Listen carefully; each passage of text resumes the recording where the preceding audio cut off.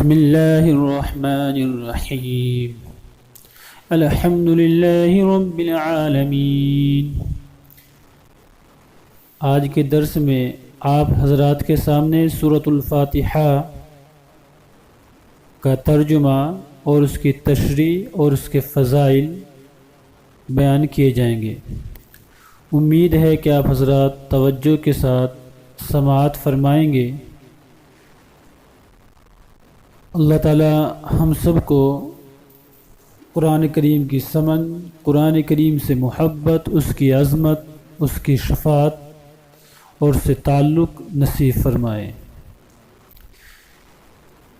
تو سب سے پہلے قرآن کریم کا ترجمہ، پھر اس کی تشریح اور اس کی فضیلت کیا کیا ہے، اور آخر میں ایک عمل ہے کہ جس کے بارے میں فرمایا کہ انسان کو کوئی بھی ضرورت ہے، انسان کو کیسی بھی بیماری ہے، اس بیماری کے اندر یا اس ضرورت کے لیے اگر انسان وہ عمل کر لیتا ہے سورۃ الفاتحہ یعنی الحمد کی صورت کا، تو اللہ تعالیٰ اس کی وہ ضرورت بھی پوری فرماتے ہیں اور بیماری سے شفا عطا فرماتے ہیں۔ تو سب سے پہلے ہم ترجمہ دیکھتے ہیں کہ الحمد للہ رب العالمین، ساری تعریفیں، تمام تعریفیں اللہ تعالیٰ کے لیے ہیں۔ الحمد تعریفیں للہ اللہ کے لیے ہیں، رب العالمین رب پرورش کرنے والا، رب پالنے والا، عالمین سارے جہانوں کا، all یونیورس کا، تمام کائنات کی پرورش کرنے والا، ان کو پالنے والا، ان کو روزی دینے والے کون ہیں؟ اللہ رب العزت ہیں۔ تو اس رب کے لیے ساری تعریفیں۔ حضور صلی اللہ علیہ وسلم فرماتے ہیں اگر میری امت میں سے کوئی شخص پوری دنیا کا مالک بن جائے اور اس پر الحمدللہ کہہ دے تو اس کا الحمدللہ کہنا پوری دنیا سے افضل ہے۔ پوری دنیا کی حکومت و سلطنت تو ایک نہ ایک دن ختم ہو جائے گی، فنا ہو جائے گی، لیکن الحمدللہ کا ثواب جو اللہ تعالیٰ فرمائیں گے وہ ہمیشہ ہمیشہ باقی رہے گا۔ اور ظاہر بات ہے کہ آپ کو لاکھوں روپیہ دیا جائے کہ اس کو رکھ لو، صبح مجھے دے دینا، یا 2 دن کے بعد یا مہینے کے بعد مجھ کو دے دینا، اور دوسری طرف کہا جائے کہ یہ 1 روپیہ ہے، یہ آپ کا ہے، ہمیشہ آپ کے لیے ہے، یہ ہدیہ ہے، تو وہ 1 روپیہ زیادہ قیمتی ہے اس 1 لاکھ روپے سے، اس لاکھوں روپے سے جو واپس لے لیا جائے۔ تو دنیا کی تمام سلطنت، دنیا کی حکومت، یہ مال و دولت جس پر ہم گرا رہے ہیں، اترا رہے ہیں، یہ ختم ہو جائے گی، یا تو ہم ختم ہو جائیں گے، یہ ختم ہو جائے گی۔ لیکن الحمدللہ جو آپ نے کہا کہ جو ثواب سے آپ کے پلڑوں کو بھر دے گی، آپ کے ترازوں کو بھر دیں گی، یہ کبھی ختم نہیں ہوگی، اس کا ثواب ہمیشہ آپ کے ساتھ رہے گا۔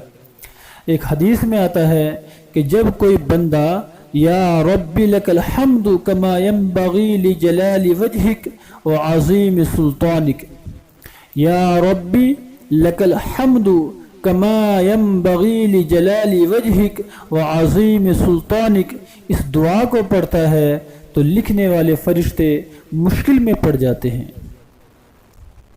لکھنے والے فرشتے مشکل میں پڑ جاتے ہیں کہ باری الہ ہماری سمجھ میں نہیں آ رہا ہے کہ اس کے ثواب کو کیسے لکھیں۔ یعنی اللہ رب العزت نے جو اس پر ثواب کا وعدہ کیا ہے انلیمیٹڈ، فرشتوں کی سمجھ میں نہیں آتا کہ اس کو کیسے لکھیں، کاؤنٹ کیسے کریں۔ تو اللہ رب العزت فرماتے ہیں کہ اے میرے فرشتوں، تم اس کو چھوڑ دو، اس کو ثواب کیسے لکھنا ہے، کتنا لکھنا ہے، تم اس کو چھوڑ دو، بس تم یہ الفاظ اس کے نام اعمال میں لکھ دو۔ یہ دعا یا ربی لک الحمد کما ینبغی لجلال وجہک وعظیم سلطانک، اس دعا کو اس کے رجسٹر میں لکھ دو، اس کا ثواب میں خود عطا فرماؤں گا۔ اللہ اکبر۔ تو الحمدللہ رب العالمین، ساری تعریفیں اللہ کے لیے ہے۔ انسان کتنا بھی جینیس ہو، کتنا بھی انٹیلیجنٹ ہو، آج دنیا نے بڑی ترقی کر لی ہے، لیکن اس ترقی میں اصل کردار اور ترقی میں اصل جو رول ہے وہ اللہ رب العزت کا ہے۔ آپ کو یہ جو مائنڈ دیا، ذہن دیا، یہ آپ کو صلاحیتیں دی، تو ظاہر ہے کہ ان صلاحیتوں کے مالک اللہ رب العزت ہیں۔ اللہ اگر آپ کے دماغ کا ایک اسکرو ڈھیلا کر دیتے تو آپ پاگل ہو جاتے، نالیوں میں کیچڑ کھاتے پھرتے۔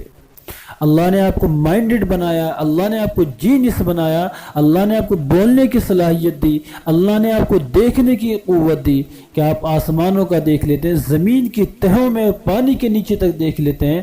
تو یہ صلاحیت، یہ ایبلٹی اور یہ وسائل اور یہ ذرائع کس نے دیے؟ تو ظاہر ہے یہ دینے والی ذات اللہ رب العزت کی ہے۔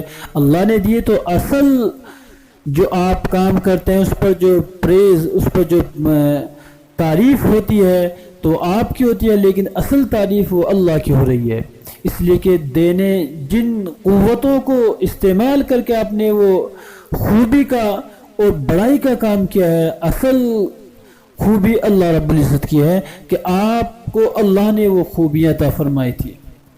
رب العالمین، اس سے یہ بات بھی واضح ہوتی ہے کہ رب ہے عالمین کا، اور عالمین میں علماء فرماتے ہیں، مفسرین فرماتے ہیں کہ تقریباً 18,000 عالم ہیں۔ جیسے کہ انسانوں کی ایک دنیا ہے، جناتوں کی ایک دنیا ہے، فرشتوں کی ایک دنیا ہے، چرندوں کی ایک دنیا ہے، درندوں کی ایک دنیا ہے، پرندوں کی ایک دنیا ہے، زمین پر رہنے والوں کی ایک دنیا ہے، پانی پر رہنے والوں کی ایک دنیا ہے۔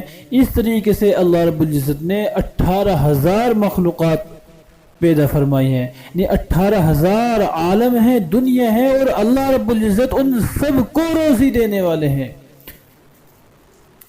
اس سے مغالطہ دور ہوتا ہے کہ مسلمانوں، اللہ رب العزت صرف مسلمانوں ہی کا رب نہیں ہے بلکہ غیر مسلموں کا بھی رب ہے۔ جیسے اللہ تعالیٰ اپنے فرما برداروں کو رزق عطا فرماتے ہیں، ایسے ہی اللہ تعالیٰ اپنے نافرمانوں کو بھی رزق عطا فرماتے ہیں۔ بلکہ دنیا جو دار الاسباب ہے کہ جیسا آپ کرو گے ویسا پاؤ گے، as you sow shall you reap, یعنی جیسی محنت کرو گے، جیسا بیج بو گے ویسا اس کا پھل ملے گا۔ آج دنیا میں اگر ایک اللہ کا نافرمان، اللہ کی نافرمانی کرنے والا، اللہ کا باغی بھی محنت کرتا ہے، اللہ اس کو بھی ترقی عطا فرمائیں گے۔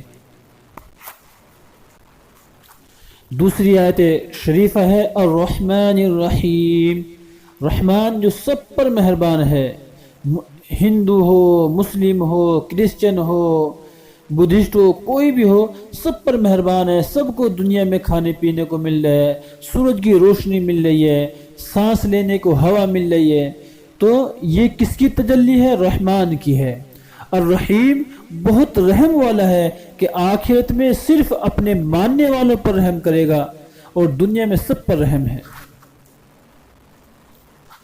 مالک یوم الدین، جو مالک ہے بدلے کے دن کا، دا ڈے آف ججمنٹ، قیامت کا دن، انصاف کا دن، اس کے مالک اللہ رب العزت ہیں۔ یہاں پر ایک سوال ہوتا ہے، کیا آج اللہ تعالیٰ مالک نہیں ہے؟ تو علماء نے، مفسرین نے اس کا جواب دیا ہے کہ جی ہاں، آج بھی اللہ تعالیٰ ہی مالک ہیں، لیکن آج انسانوں کو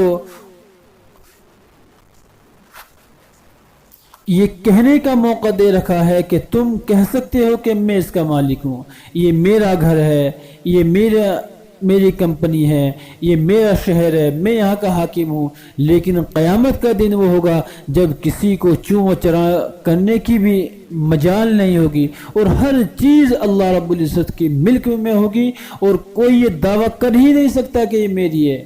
اس دن تو انسان کے اپنے بدن پر کپڑے بھی نہیں ہوں گے، یہاں تک کہ خود انسان کے اپنے اعضاء اس کے حق میں یا اس کے خلاف گواہی دیں گے۔ تو فرق صرف یہ ہے کہ لوگ مالک ہونے کا دعویٰ کرتے ہیں دنیا میں، لیکن آخرت میں کوئی برائے نام بھی مالک ہونے کا دعویٰ نہیں کرے گا۔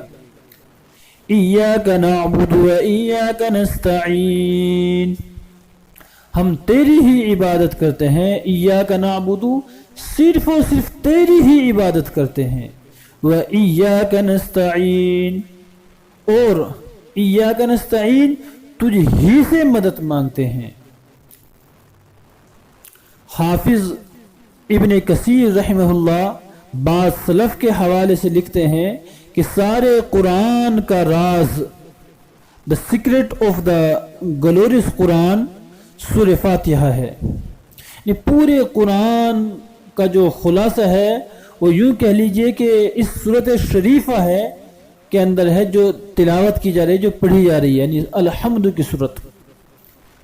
और पूरी सूरत का खुलासा, द समरी ऑफ द सूरह फातिहा, वह है ये आयत मुबारका, इय्याक नअबुदु व इय्याक नस्तईन। आयत के पहले हिस्से में शिर्क से बेजारी और शिर्क से तौबा का ऐलान है कि इय्याक नअबुदु, ए मालिक हम तेरी ही इबादत करते हैं, हम तेरे अलावा किसी को नहीं पूजते। हम रोज़ी देने वाला आपको समझते हैं, हम मुश्किलों के दूर करने वाला आपको समझते हैं, हम हाजतों के पूरा करने वाला आपको समझते हैं, इज्जत व जिल्लत के देने वाला हम आपको समझते हैं, हम सारी खूबियों का मालिक आपको समझते हैं और आप ही की इबादत करते हैं। ये सर झुकता है तो सिर्फ आपके सामने, ये हाथ फैलते हैं तो सिर्फ आपके सामने, आपके अलावा हम किसी को अपना दाता नहीं समझते, मुश्किल कुशा नहीं समझते, किसी को हाजत रवा नहीं समझते। व इय्याक नस्तईन, और आप ही से हम मदद चाहते हैं। तो एक मदद तो वो होती है कि जो इंसान दुनिया के कामों में उमूमन लेते रहते हैं, बाहम एक दूसरे से ताल्लुकात होते हैं, जैसे मरीज डॉक्टर से दवा लेता है, इसी तरीके से आपस में काम करते हैं। दुनिया के बहुत सारे कामों में बाज़ औक़ात किसी इंसान से मदद मांगी जाती है, वो इस माना कर नहीं मांगी जाती कि वो काम बनाने वाला है या वो हाजत को पूरी करने वाला है, नहीं, बल्कि ज़ाहिरी सबब समझकर उससे मदद मांगी जाती है, तो ये जायज़ है।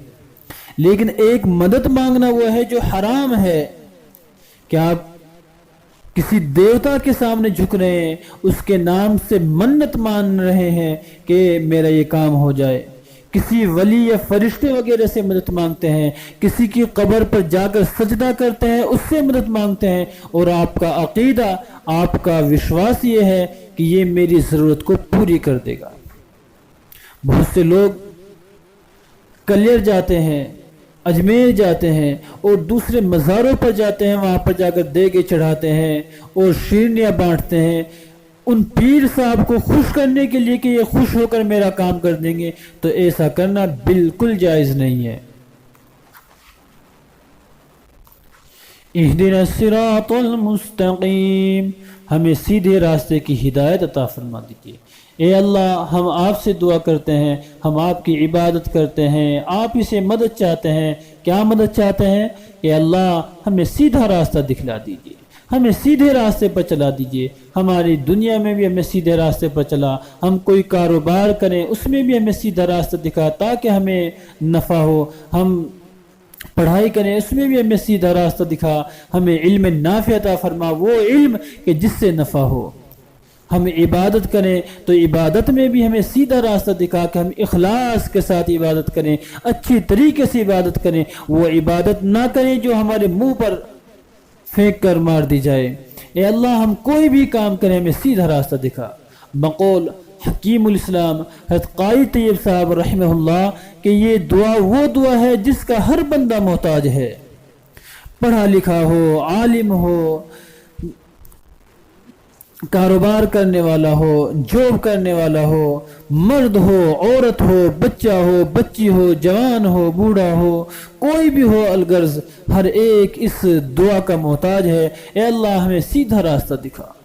जितनी तरक्की करता चला जाए, जितनी मंजिलें चढ़ता चला जाए, हर वक्त इंसान मोहताज होता है कि अल्लाह हमें सीधे रास्ते पर रखे और सीधे रास्ते की हमें तौफीक अता फरमाए। अकायद में, इबादत में, मुआमलात में, सियासियात में, माशियात में, गर्ज हर चीज़ में सीधे रास्ते की ज़रूरत है। काश ہم سیدھے راستے پر چلیں، اس دعا کو صحیح طور پر مانگیں اور اللہ ہمیں سیدھے راستے پر چلائے تو ہماری دنیا میں بھی کامیابی ہے اور آخرت میں بھی انشاءاللہ کامیابی ہے۔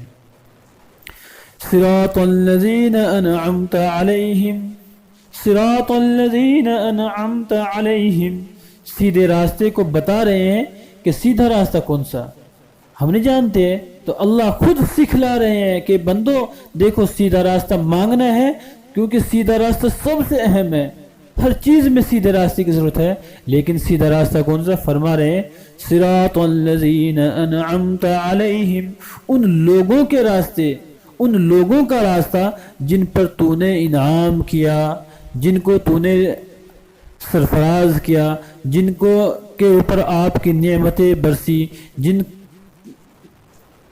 اس سے مراد وہ انعام اور وہ نعمتیں ہیں جو اللہ کی جانب سے آخرت میں دی جائے گی۔ قرآن کریم کی ہی دوسری آیت سے واضح ہوتا ہے کہ یہ 4 جماعتیں اور 4 گروہ ہیں۔ اب نمبر 1 انبیاء علیہم السلام، یہ سب کے سب اللہ کے برگزیدہ اور انعام یافتہ لوگ ہیں۔ دوسرے صدیقین ہیں، تیسرے شہداء ہیں جو اللہ کے راستے میں اپنے جان و مال کو قربان کرتے ہیں اور اللہ کے راستے میں شہید ہو جاتے ہیں، اور چوتھے صالحین ہیں، نیک لوگ ہیں، کہ یہ 4 گروہ وہ ہیں کہ جن کے اوپر اللہ نے انعام فرمایا۔ تو اللہ تعالیٰ کہہ رہے ہیں کہ بندو دعا کرو اللہ آپ ہمیں سیدھا راستہ دکھلا دیجئے۔ اب سیدھا راستہ کون سا ہے؟ تو سیدھا راستہ ان لوگوں کا ہے، ان لوگوں کے پیچھے چل دیجئے، ان لوگوں کے راستے کو اختیار کیجئے، ان کے ساتھ رہیے، نیک لوگوں کے ساتھ میں رہیے، ان سے تعلق قائم رکھیے، ان کی نقل کیجئے، ان کو فالو کیجئے، آپ بھی انشاءاللہ سیدھے جنت میں پہنچ جائیں گے۔ غیر المغضوب علیہم ولا الضالین، اوپر دعا کی گئی تھی کہ اللہ ان لوگوں کے راستے پر چلانا جن پر آپ نے انعام کیا۔ اس آیت میں دعا کر رہے ہیں کہ اللہ ان لوگوں کے راستے پر نہ چلانا، ان لوگوں کے راستے سے بچا لینا جو گمراہ ہو گئے، جن پر آپ کا غصہ ہوا، جو راستے سے بھٹک گئے۔ اس میں اللہ تعالیٰ سے پناہ مانگی جا رہی ہے ایسے لوگوں کے پیچھے چلنے سے جو بظاہر دنیا کی نعمتوں سے تو خوب نوازے گئے، دنیا میں خوب ان کو دولت دی گئی، خوب عیش و آرام سے انہوں نے زندگیاں گزاری، مگر ان پر اللہ رب العزت کا غصہ بھی ہوا اور اس ہی کامیابی کے راستے سے بھٹک گئے۔ جیسے پہلے فرعون تھا، نمرود تھا، قارون تھا کہ وغیرہ، ان کو اللہ نے دنیا کی بے شمار نعمت عطا فرمائی، اور آج بھی ہماری آنکھوں کے سامنے بڑے بڑے ظالموں، بدکاروں، گمراہوں کو دنیا کی خوب نعمتیں ملی ہوئی ہیں، لیکن آخرت میں ان کو کوئی حصہ نہیں ہے۔ تو اس طرح کے لوگوں کے راستے پر چلنے سے اے اللہ ہماری حفاظت فرما، ایسا نہ ہو کہ ہم ان کی چمک دمک کو دیکھ کر، ایسا نہ ہو کہ ہم ان کے ظاہری زیب و زینت کو دیکھ کر، ایسا نہ ہو کہ ہم ان کے باہری ڈیکوریشن کو دیکھ کر، ان کے مال دولت کی فراوانی کو دیکھ کر ہمارا دل مچل جائے اور ہم بھی ان کے پیچھے چلنے لگیں۔ اے اللہ نہیں، ہماری حفاظت فرما اور ہمیں ایسے لوگوں کے راستے پر چلنے سے بچا، ہمیں ایسے لوگوں کی نقل کرنے سے، ان کی کاپی کرنے سے بچا۔ اے اللہ ہم نقل کریں، ہم کاپی کریں، ہم اقتداء کریں تو محمد الرسول اللہ کی کریں، ہم نقل کریں تو آپ کے نیک بندوں کی کریں کہ جن پر تو نے انعام کیا ہے۔ اپنے ناپسندیدہ لوگوں کی نقل کرنے سے ہماری حفاظت فرما۔ بڑے افسوس کی بات ہے کہ ایک طرف تو ہم روزانہ کم سے کم 40 بار اللہ سے دعا کرتے ہیں، اللہ سے درخواست کر رہے ہیں کہ یا اللہ ہمیں اپنے دشمنوں کے راستے پر چلنے سے بچا، ہمیں اپنے دوستوں کے راستے پر چلا، لیکن جب عملی زندگی میں نظر کرتے ہیں، جب پریکٹیکل کو ہم اپنے دیکھتے ہیں تو معاملہ بالکل اس کے برعکس ملتا ہے، اس کا الٹا ملتا ہے۔ اللہ تعالیٰ کے نیک بندوں سے تو ہمیں دشمنی ہے، آج ان کے ساتھ میں بیٹھنا ہمیں پسند نہیں ہے۔ ان کے طریقے پر ہم چلنا نہیں چاہتے ہیں اور اللہ تعالیٰ کے نافرمانوں کے ہم دیوانے ہیں، ان کو ہم فالو کیے جا رہے ہیں، ان کے جیسا ہم بننا چاہتے ہیں، تو کیا یہ اللہ تعالیٰ کے ساتھ مذاق نہیں ہے؟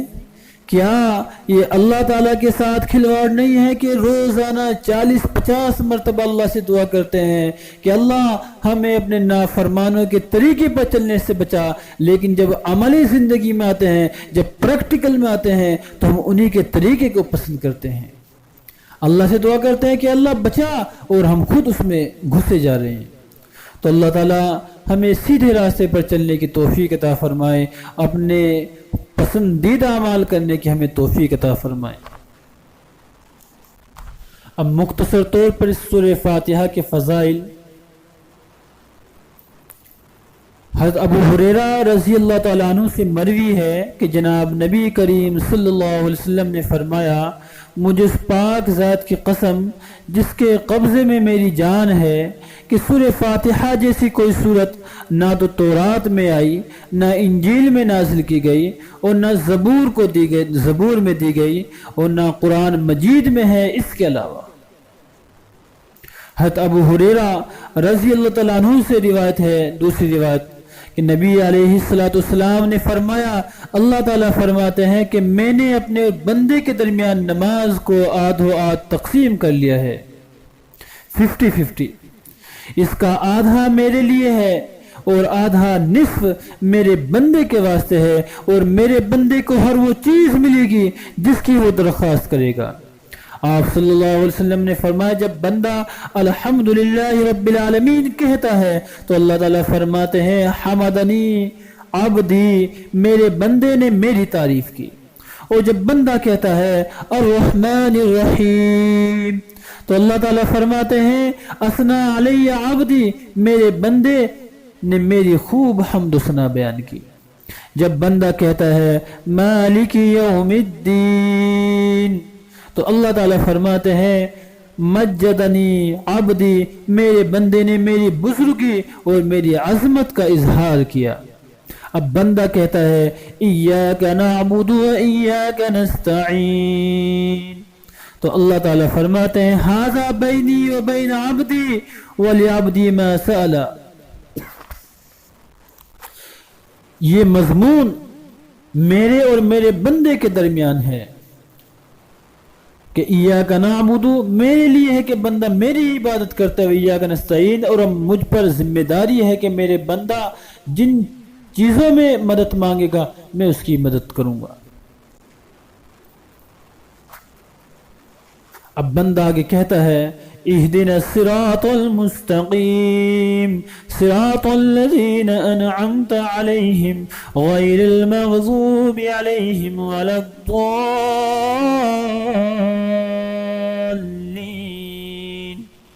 تو اللہ تعالیٰ فرماتے ہیں، فہؤلاء لعبدی ولعبدی ما سأل، یعنی میرے بندے کی یہ ساری درخواستیں، ساری اپلیکیشنز یہ قبول کی جاتی ہیں، ایکسیپٹ کی جاتی ہیں، اور ان کے علاوہ جو بھی درخواست کرے گا، جو بھی ونتی کرے گا، ہم اس کو بھی قبول کریں گے۔ اس روایت کو امام مسلم نے اپنی صحیح میں روایت کیا ہے۔ اسی طریقے سے ایک حدیث کے اندر آتا ہے کہ آپ علیہ السلام نے فرمایا کہ جب بندہ نماز میں ہوتا ہے اور نماز میں سورہ فاتحہ پڑھی جاتی ہے، جماعت کی نماز پڑھ رہا ہے، اور اس میں امام آمین کہتا ہے، مقتدی بھی آمین کہتے ہیں، تو فرمایا کہ جس کی آمین فرشتوں کی آمین کے ساتھ مل جاتی ہے، اس لیے کہ فرشتے بھی آمین کہتے ہیں، تو اللہ تعالیٰ اس کے گناہوں کو معاف فرما دیتے ہیں۔ ایک روایت میں ہے، آپ علیہ السلام نے فرمایا، جب تم سوتے وقت سورہ فاتحہ یعنی یہ سورت کو پڑھ لو اور سورہ اخلاص پڑھ لو، قل هو اللہ احد، یہ سورت پڑھ لو پوری، تو موت کے علاوہ ہر مصیبت سے اللہ تعالیٰ تمہیں سیف رکھیں گے، محفوظ رکھیں گے۔ ایک روایت میں آتا ہے کہ جس شخص کے گھر میں غربت ہو، غریبی ہو، پورٹی ہو، وہ غریب ہو تو وہ اپنے گھر میں سورہ فاتحہ اور سورہ اخلاص کو پڑھے، جب بھی گھر میں انٹری ہو، جب بھی گھر میں داخل ہو تو غربت اور بے سر و سامانی اللہ اس کی ختم فرما دیں گے۔ آپ گھر میں آئے، گھر میں آئیے، گھر میں آنے کی دعا پڑھیے اور پھر سلام کیجئے اور پھر الحمد کی صورت پڑھیے، قل هو اللہ کی صورت پڑھیے۔ اللہ آپ کے گھر کی پریشانیوں کو، آپ کی غریبی کو دور کر دیں گے اور اللہ گھر میں امن و سکون، راحت و اطمینان عطا فرمائیں گے۔ ایک روایت میں آپ صلی اللہ علیہ وسلم فرماتے ہیں کہ یہ سورۃ الشفا ہے، اس میں ہر بیماری سے اللہ تعالیٰ شفا عطا فرماتے ہیں۔ آخر میں ایک عمل جو آپ حضرات کے سامنے عرض کرنا ہے، جس کا شروع میں وعدہ کیا تھا، جس کو ہے شیخ زکریا رحمہ اللہ نے بھی اپنی کتاب فضائل اعمال میں رقم کیا ہے، وہ یہ ہے کہ فجر کی نماز میں آپ سنتیں پڑھ لیجئے اور سنت پڑھنے کے بعد میں بسم اللہ الرحمن الرحیم الحمد للہ رب العالمین پوری سورت پڑھ لیجئے۔ واضح ہے کہ بسم اللہ الرحمن الرحیم، رحیم کی میم کو الحمد کی لام میں ملانا ہے۔ بسم اللہ الرحمن الرحیم الحمد للہ رب العالمین، اس طریقے سے آپ 41 بار پڑھیں، 41 مرتبہ 41 ٹائمز۔ فجر کی سنتیں پڑھ کر آپ اس کو 41 مرتبہ پڑھیں، اس کے اول آ کے درود شریف پڑھیں 3 بار، اور پھر اس کے بعد فرض نماز پڑھیں۔ 40 دن تک پابندی کے ساتھ بلا ناغہ اس عمل کو کریں۔ فرمایا کہ جس ضرورت کے لیے آپ یہ عمل کریں گے، جس مقصد کے لیے آپ اس سورۃ شریفہ کا ورد کریں گے، جس بیماری کے لیے آپ یہ کریں گے، اس بیمار کو پانی پر دم کر کے وہ پانی پلاتے رہو، اللہ تعالیٰ آپ کی ضرورت کو پوری فرمائیں گے، مقصد میں کامیابی عطا فرمائیں گے اور بیمار کو بیماری سے شفا عطا فرمائیں گے۔ اللہ تعالیٰ ہم سب کو سورۃ شریفہ کی برکات عطا فرمائے اور ہمیں قرآن کریم کو سمجھنے کی، اس کو پڑھنے کی اور اس پر عمل کرنے کی توفیق عطا فرمائے۔ وآخر دعوانا ان الحمد للہ رب العالمین۔